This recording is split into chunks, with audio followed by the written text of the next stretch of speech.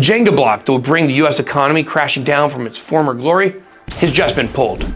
Our economy has been based on something called the petrodollar for a long time, but it isn't a currency based on oil like many people imagine. It's actually a 50-year-old military agreement that's becoming less relevant every day, but still props up the US dollar as the global reserve currency. Today, we're gonna take a look at what the petrodollar is, how it might not be around for much longer. Let's get it.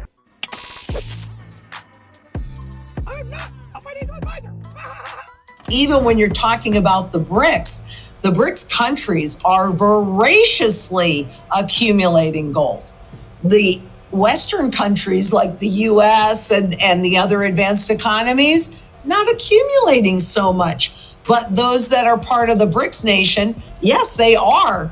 And there are a number of countries that are repatriating their gold because if you don't hold it, you don't own it. And they know it. So they're calling in their gold so that it's close to home and they have full access to it. And the one that probably makes me the most nervous is Saudi Arabia. And I say that because they're the ones that have supported a petrodollar, even though that hasn't been kind of fully accurate, but they became a member of the BRICS. They are repatriating their gold. They are growing the gold that they have in deep storage, and they are distancing themselves to a degree from the US. Welcome to the channel. I'm your host, The Pitfly. If you like these geopolitical and deep finance videos with analysis you won't find anywhere else, make sure to smash that like button, subscribe to the channel, and hit that notification bell for more true knockout. You probably know that the US dollar is the global reserve currency, which means that most international trading happens with the US dollar. But do you know why? The common knowledge about this here in the US is that our dollar is the most trusted currency in the world. Sad. And so it's just a natural choice for global trade. But this isn't entirely true, and it's much more complicated than that anyways. The best place to start this story is with the Bretton Woods Agreement, which happened at a conference of the same name in the summer of 1944, in the final days of the Second World War. The purpose of the conference was to set up how the global economy would work after the war. This was where the IMF and the World Bank were first announced. And this was also where the US dollar was established as the global reserve currency. Back then, the dollar was much different than it is today because it was actually backed by gold, which meant you could redeem your paper dollars for gold at $35 per ounce. The fact that the dollar was backed by gold was what made it trustworthy. And this is why 44 countries agreed to do business with the dollar, as long as the US government didn't spend all their gold like they were running a Ponzi. This would have worked out just fine, but that's not how things played out. Within less than 30 years, the US government was already running out of gold. So in 1971, President Richard Nixon ended the gold standard, kibosh, which meant dollars could no longer be redeemed for gold. This is when the US dollar became a fiat currency that was backed by nothing but the word of the government. This was a desperate measure that temporarily saved the government from bankruptcy.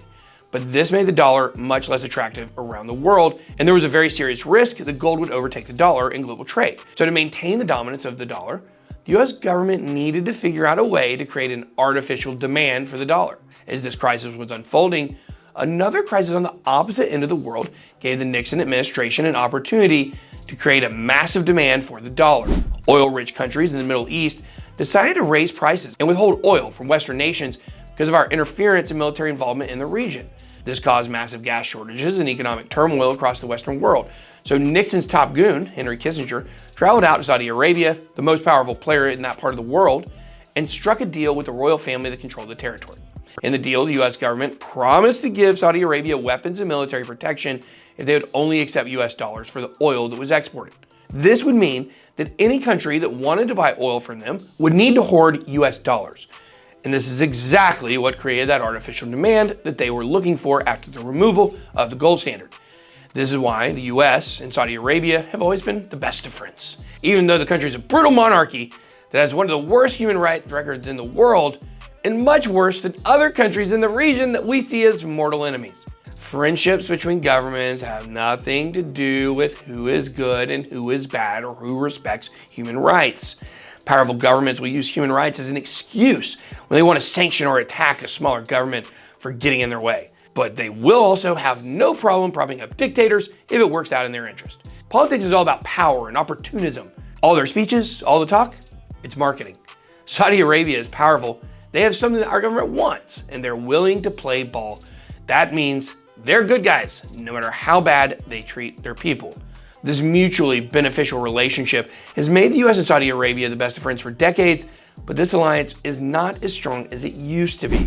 This is because the Saudi kingdom doesn't really need us as much as they used to.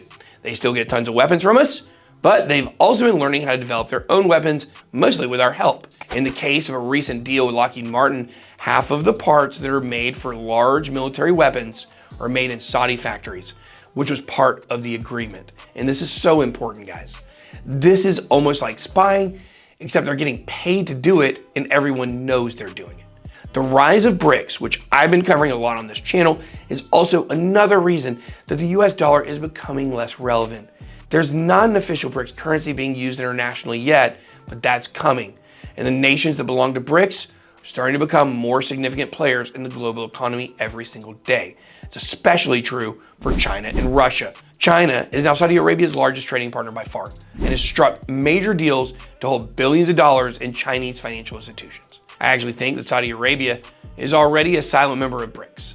They're already cooperating on the same level as most of the other members, and they seem to be playing a major role in some of the meetings too. There were reports earlier this year that they had accepted an invitation to join BRICS, but then they later corrected the record to say that they hadn't actually joined yet.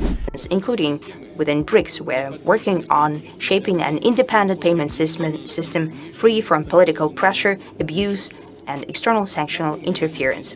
In this regard, I'd like to remind you that this year, BRICS was joined by new participants, that is Saudi Arabia, Iran, United Arab Emirates, Egypt, and Ethiopia. I think that they actually did accept the invitation, but they still want to play both sides of the fence and maintain their relationship with the US. I also think that our politicians here know exactly what's happening.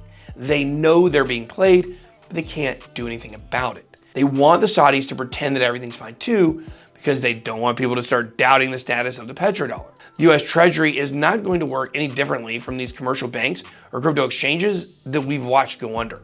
They will keep up appearances and pretend that everything is fine until the very last minute. So look, here's the facts.